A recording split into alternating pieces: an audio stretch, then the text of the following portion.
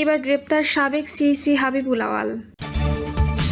মুক্তিপণ না পেয়ে হত্যার পর পাহাড়ি খালে ভাসিয়ে দিল শিশুর লাশ। জানাবো যুদ্ধ থামাতে ব্যর্থ জাতিসংঘ, ইরান ইসরায়েল সংঘাতে দুভাগ ইউরোপ। এবং সর্বশেষ জানাবো কবর খোঁড়া শেষ, চলছে দাফনের প্রস্তুতি, জানা গেল শিহাব জীবিত। শুনছিলেন সংবাদ শিরোনাম, এবারে বিস্তারিত। এবার গ্রেপ্তার সাবেক সিইসি হাবিবুল আওয়াল। সাবেক সিইসি AKM নুরুল হুদাকে গ্রেপ্তারের পর এবার গ্রেপ্তার হলেন আরেক প্রধান কমিশনার কাজী হাবিবুল আওয়াল। রাতে তাকে গ্রেপ্তার করেছে আইন শৃঙ্খলা বাহিনী। পুলিশ সদর দপ্তরের একটি সূত্র তার গ্রেপ্তারের সত্যতা নিশ্চিত করেছেন। সূত্রটি জানায়, রাতে বসুন্ধরা আবাসিক এলাকা থেকে আইন শৃঙ্খলা বাহিনী তাকে গ্রেপ্তার করে।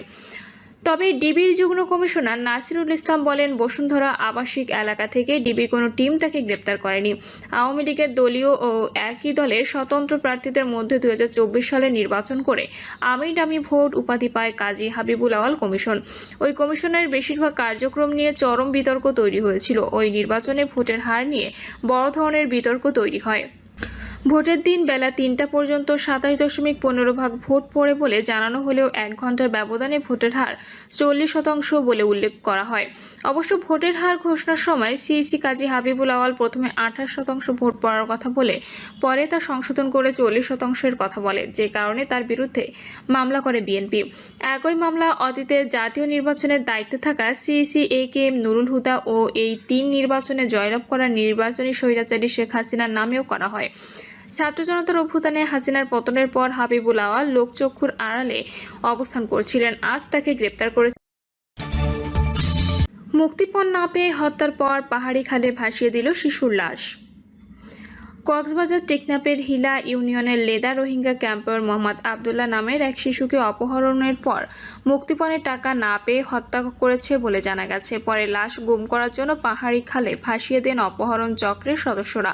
ভিকটিম আবদুল্লাহর মামা হাবিবুর রহমান ঘটনার বিষয়ে নিশ্চিত করেন। তিনি জানান, গত 20 জুন বিকালের দিকে ক্যাম্পের নিজ ব্লকে মোহাম্মদ আবদুল্লাহ খেলা করছিল। সন্ধ্যা হলে সে বাড়ি ফিরে না আসায় তার খোঁজ করেও কোথাও পাওয়া যায়নি। নিখোঁজের একদিন পরে তার বাড়িতে অপহরণ চক্রের সদস্যরা মোবাইলে কল দিয়ে রাতেই 10 লাখ টাকা মুক্তিপণ দাবি করেন। পরে শিশু আবদুল্লাহর পরিবার মুক্তিপণের টাকা দিতে না পেরে তাকে হত্যার হুমকি দেয় অপহরণকারীরা।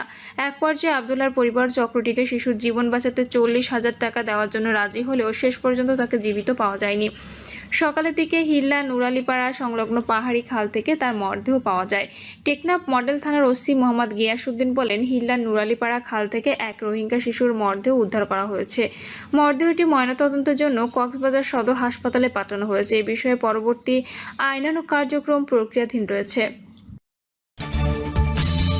যুদ্ধ থামাতে ব্যর্থ জাতিসংঘ, ইরান ইসরায়েল সংঘাতে দুভাগ ইউরোপ। ইরান ইসরায়েল যুদ্ধে মধ্যপ্রাচ্যের উত্তেজনা তুঙ্গে। এরই মধ্যে দুভাগে বিভক্ত হয়ে পড়েছে ইউরোপের 3 প্রধান দেশ, জার্মানি, ফ্রান্স ও যুক্তরাজ্য। একদিকে জার্মানি ইসরায়েলের প্রতি অটল সমর্থন রেখে তার নিরাপত্তাকে সর্বোচ্চ অগ্রাধিকার দিচ্ছে। অন্যদিকে ফ্রান্স ও যুক্তরাজ্য কিছুটা নরম ও সমঝোতামূলক মনোভাব পোষণ করছে। এই 3 দেশের মধ্যে মতপার্থক্য শুধু কূটনীতিক জটিল করেছে না, বরং মধ্যপ্রাচ্যের অগ্নিগর্ভ উত্তেজনার শান্তি ফেরানোর প্রয়াসকেও ধূলিসাৎ করেছে। আল জাজিরা মধ্যপ্রাচ্যে চলমান যুদ্ধ থামাতে ইউরোপের বড় দেশগুলো চেষ্টা চালালেও এখনও কোনো ফল আসেনি। সুইজারল্যান্ডের জেনেভায় জার্মানি, ফ্রান্স ও যুক্তরাজ্য, এই 3টি বৃহৎ ইউরোপীয় দেশের পররাষ্ট্রমন্ত্রীরা ইরানের পররাষ্ট্রমন্ত্রী আব্বাস আরাকচির সঙ্গে বৈঠক করেন। উদ্দেশ্য ছিল ইসরায়েল ইরান যুদ্ধকে দীর্ঘস্থায়ী রূপ নেওয়া থেকে বিরত রাখা, কিন্তু ওই বৈঠকে কোনো বাস্তব ফল আসেনি। জার্মানি, ফ্রান্স এবং যুক্তরাজ্য, এই 3 দেশকে একসঙ্গে E3 বলা হয়। 2023 সালের অক্টোবরে গাজা যুদ্ধ শুরুর পর থেকে জার্মানি, যুক্তরাজ্য, ফ্রান্স, এই 3টি দেশের মধ্যে ইসরায়েল নিয়ে দৃষ্টিভঙ্গিতে বড় ধরনের পার্থক্য দেখা গেছে। ইসরায়েলের প্রতি E3 এর অবস্থান নিয়ে ভিন্ন হয়ে গেছে। জার্মানি সবসময় ইসরায়েলের সবচেয়ে ঘনিষ্ঠ মিত্র হিসেবে পরিচিত। গাজার সাধারণ মানুষদের উপর ইসরায়েলের নির্বিচার বোমাবর্ষণ নিয়েও কোনো সমালোচনা করেনি দেশটি। ইরান ইসরায়েল যুদ্ধেও জার্মানি তেল আবিবকে সহায়তা করছে বলে জানা গেছে। গত বছর লেবার পার্টি সরকারে আসার পর যুক্তরাজ্য ইসরায়েল ইসরায়েলের প্রতি কিছুটা কঠোর মনোভাব দেখাতে শুরু করে। এদিকে ইউরোপীয় ইউনিয়নের 4টি সদস্য রাষ্ট্রের মধ্যে অন্যতম হিসেবে ফ্রান্স গত বছরের এপ্রিলের গাজায় যুদ্ধবিরতির আহ্বান জানায়। ইরান বা ইসরায়েলের ওপর E3 দেশগুলোর প্রভাব কতটা?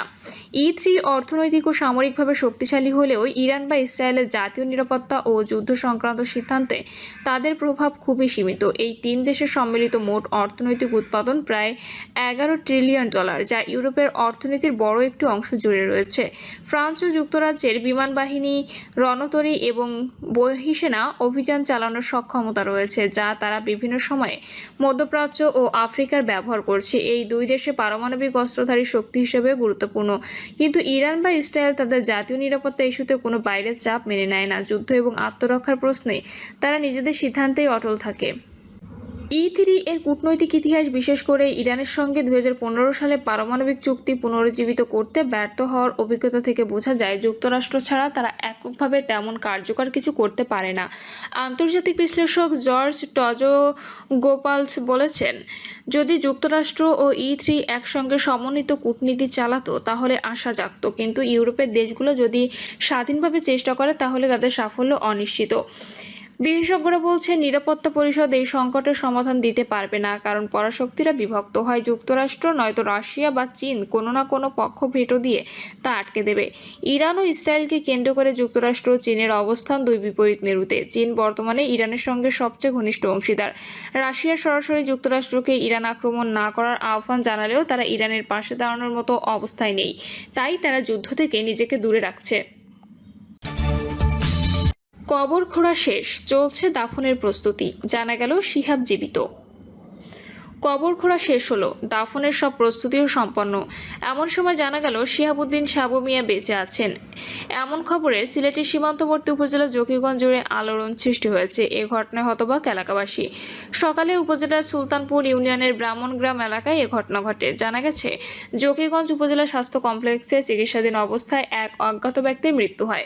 ফেসবুক পোস্ট দেখে স্থানীয় বাবুরবাজার এলাকার বাবুল আহমদ লাশটি তার মানসিক ভারসাম্যহীন বড় ভাই শিহাবুদ্দিন সাবু মিয়ার ভেবে হাসপাতালে যান এবং লাশ শনাক্ত করে বাড়িতে নিয়ে আসেন। এরপর যথারীতি দাফনের প্রস্তুতি শুরু হয়, কবরও খোঁড়া হয়। তবে শেষ মুহূর্তে এক আত্মীয় জানায় সাবু মিয়া জীবিত এবং স্থানীয় গঙ্গাজল বাজারে অবস্থান করছেন। খবরটি শুনে দাফনের আয়োজন থেমে যায়। বাবুল আহমদ এরপর লাশটি ফেরত দেওয়ার ইচ্ছা প্রকাশ করেন, তবে স্থানীয় যুবক জামায়াত নেতা মিজানুর রহমানের অনুরোধে শেষ পর্যন্ত অজ্ঞাতনামা ব্যক্তির লাশ ধর্মীয় রীতি অনুযায়ী দাফন করা হয়। এ বিষয়ে মিজানুর রহমান জানান, 2 দিন আগে পৌরসভার শেওলা রাস্তার মুখে পা ভাঙা অবস্থায় ওই ব্যক্তিকে পাওয়া যায়। আমরা মানবিক কারণে তাকে হাসপাতালে ভর্তি করি, পরে তিনি মারা যান।